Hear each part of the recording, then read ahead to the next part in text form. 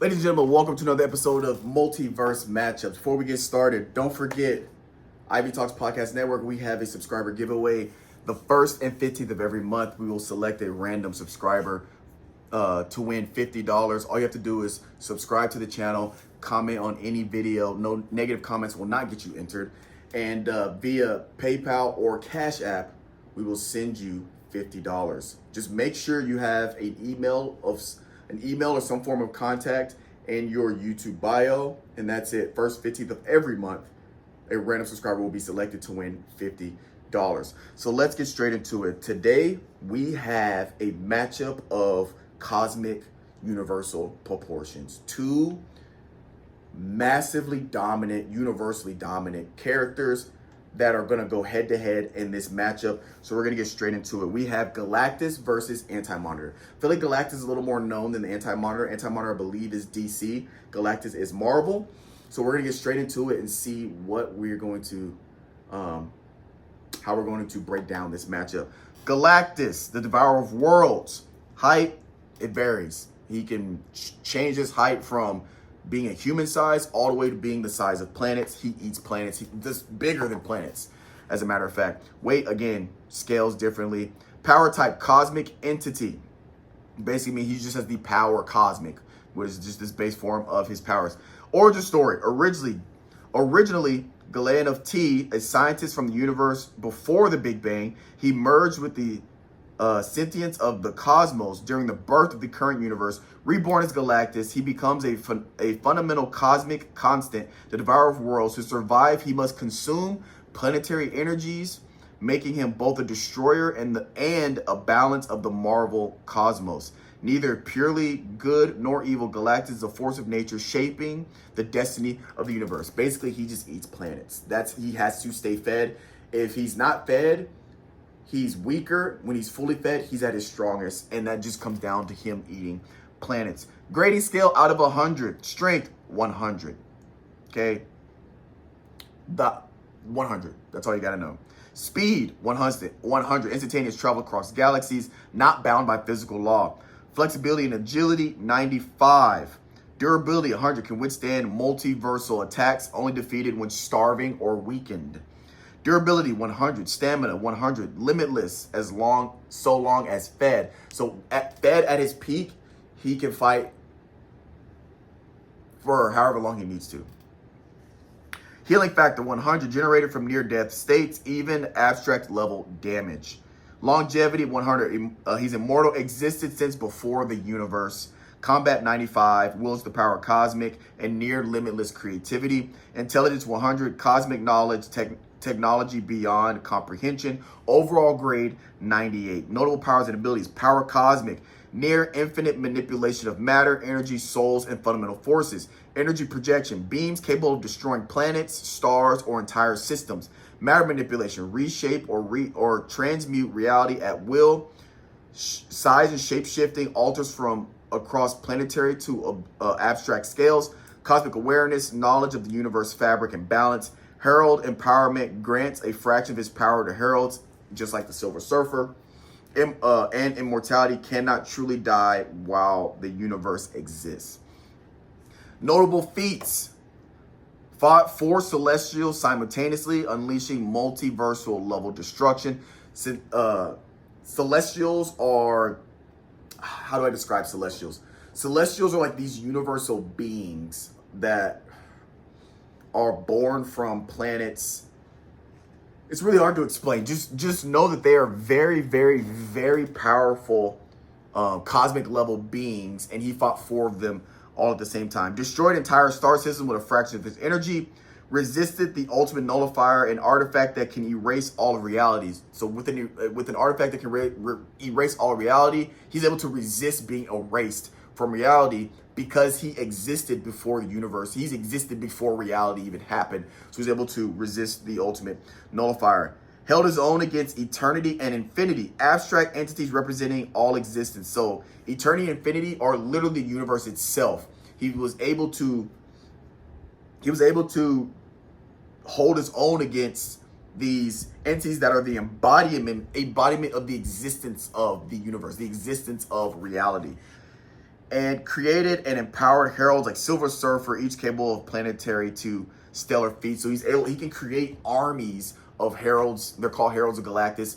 Hulk has been a herald of Galactus. Silver Surfer obviously is the big one everybody really knows. And he can create armies of different heralds that stretches his reach, that will go out and find planets suitable for him to eat, and this, that, and the third. Tier placement. At a weakened or starving, so at his weakest, he is tier 6, which is galactic, which is not just a solar system, but an entire galaxy. Even at his weakest state is where he is placed in to dish out galactic level destruction. When he is fully powered, which fully fed, when he is full, just got done eating a planet, he is placed at universal to multi-universal. I will put him at the multi-universal level when he is fully fed. Galactus is one of Marvel's prime cosmic entities, rivaling Celestials and occasionally Eternity.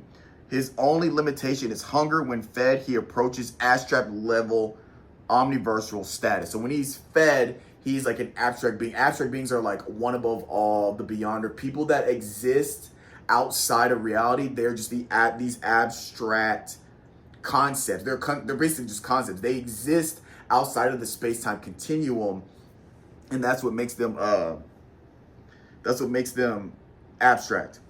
So we're talking about a very, very big powerhouse. Next, we have the Anti-Monitor, DC. Height variable, again, very similar. He often appears at 300 plus feet, but can scale to cosmic size. Weight, again, varies depending on what level he's at. Power, cosmic entity. As you can tell, these a lot of similarities between these two characters. Origin story. The Anti-Monitor was born as Mobius, was created at the dawn of time when the antimatter universe came into existence opposite of the positive matter universe. Serving as its guardian and destructive force, he grew to become one of the most terrifying beings in the multiverse. He feeds on antimatter energy, destroying universes to expand his power.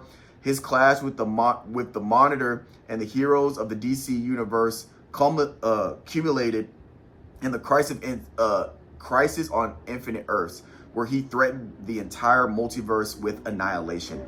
Grading out of 100. Strength, 100. Speed, 100. Flexibility, agility, 95. Durability, 100. Stamina, 100. Healing factor, 100. Generates from near death or erasing of the universe. Longevity, 100. Existence is the dawn of creation. Combat, 95. Intelligence, 100. Overall grade, 98. Unique, notable powers and abilities. Antimatter manipulation annihilates universes by converting matter into antimatter. Universal consumption absorbs energy of destroyed worlds and universes to grow stronger. Energy projection, multiversal level blast, and antimatter waves. Reality warping, alter cosmic structures. Size and form manipulation. Immortality, tied to the antimatter universe itself. Cosmic awareness, understands and perceives the multiverse's fabric. Notable feats, destroyed thousands of universes. Destroyed thousands of universes. I mean, just put it simply, he's destroyed thousands of universes. Fought the Monitor and the entire DC universe heroes at once. So he fought every character in DC universe, he has fought the entire DC universe all at one, and the Monitor, which is like the opposite of Anti-Monitor. He's just the hero version of him. Battled Spectre at the dawn of time, causing multiversal scale clash that shaped the DC's continuity. Absorbed the energy of countless destroyed worlds, amplifying himself to beyond multiversal level. Was only stopped when merged with creation itself, requiring reality-altering interventions. So he's only been stopped when merged with creation itself. This is the only time he's really been stopped. Tier placement. At this weakened state or early versions before he has existed and absorbed power, he is put at universal level. Okay? Now, at full antimatter consumption, he is placed at tier 8 multiversal. Upper tier 8 multiversal. Anti-Monitor is one of DC's greatest existential threats, a being who consumes universes whole.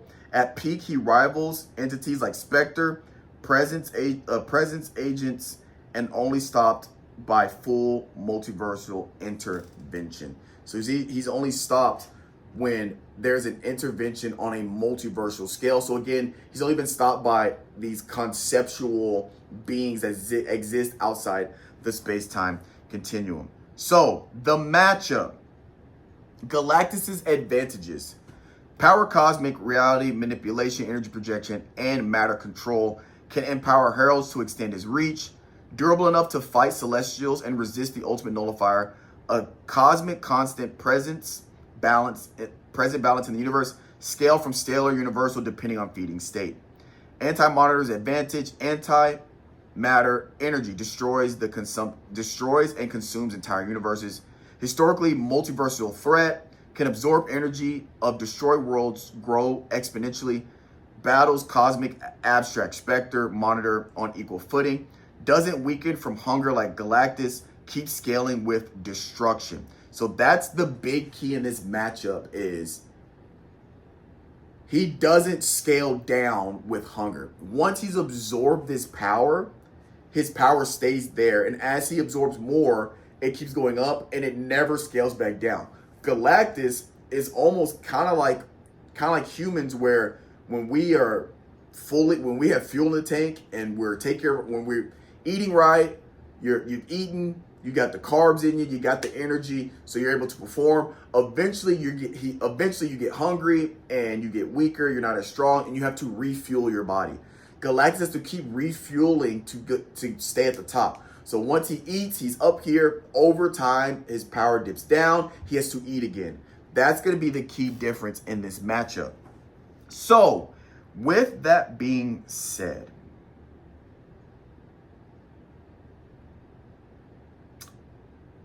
this one has been a tough one in determining who wins what. I think it's a lot closer than some people say. Doing some research, some people think that it's anti-monitor. It's not even close. What I will say, anti-monitor wins 6 times out of 10. He's going to win 6 times out of 10. Anti-monitor's powers and multiversal feats are beyond even a fully fed Galactus in most canon showings. So the fact that he's able to, on multiple occasions, fight multiversal and conceptual beings to standstills on way more occasions, far beyond what Galactus has done, that is what really gives him the advantage. Versus Galactus, only when fully fed, prepped, and possibly wielding tech, or has support of his heralds to counter these antimatter waves. So basically, anti-monitor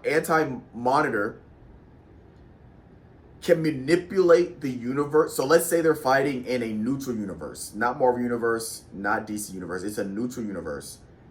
10 fights straight up. I think the anti-monitor's ability to manipulate the antimatter that's available in universe, have the antimatter in the universe, I think he can offset the majority of Galactus's abilities. So Galactus has the ability cosmic. He exists within these universes and he feeds off of them. Anti-monitor can use his antimatter waves to disrupt Galactus's cosmic powers. That makes sense. So anti-monitor's ability to go multiversal off rip is what really puts him over the edge. And you also have to think, when are they fighting? Are they fighting when Galactus is fully fed? Or are they fighting him when he's starved? Well, let's say out of 10, on average, he's in the middle. He's not fully fed, he's not hungry. Or he's not fully fed, he's not starved. So he's kind of in this middle point where anti-monitor's power is still up, even if he hasn't absorbed power in however long. So even at fully fed, the 4 wins I'm giving Galactus is when those 4 times that he is fully fed, I think he could win those with the ability to resist the ultimate nullifier. So let's say anti-monitor tries to just erase or destroy the universe. Galactus has the ability to withstand that and still fight because he's fully fed and he's able to resist because of how he existed before the universe was created, or at the creation of the universe. He's able to resist universal impacts or universal destruction, but it's only at fully fed. So anti-monitor, because his strength never scales down, Anti-Monitor wins 6 times out of 10.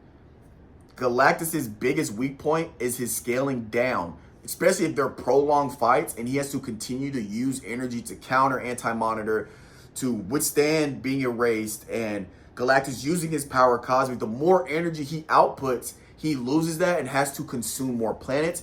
Anti-Monitor can counter Thanos can counter Galactus. He doesn't need to consume more stuff to stay in the fight. So I do believe that the fights will be prolonged fights. I don't see a situation where Galactus can beat the Anti-Monitor quickly. I just think when he's fully fed, he's able to withstand being erased. And from there, he can use his power cosmic to potentially overpower Anti-Monitor in very few scenarios, not all scenarios. So Anti-Monitor, it wins 6 times out of 10 because his power doesn't scale down. Galactus does. And so Anti-Monitor is your winner 6 times out of 10. I think it's pretty decently close. I also think that if Galactus can, in certain scenarios, create heralds of Galactus or create heralds for himself, then he has advantages because it's a numbers game. He has more people with power cosmic that can also help him with defensively counteracting any type of destruction or nullification, but then able to produce more output with having heralds fight alongside him. But I don't think in a neutral universe, how you set up that situation where if he already has a herald or two, he can call upon them and they can fight. But in a neutral universe, it's hard to set up that scenario. But I'll give them that one of those out of 10. So Anti-Monitor, 6 out of 10. He takes home the dub. What do you guys think? Who do you think wins more times than not, and why? Go ahead and put that in the comments if you do that, and subscribe. That automatically enters you into the subscriber giveaway. That's going to be all for this episode of Multiverse Matchups. Catch you guys next time.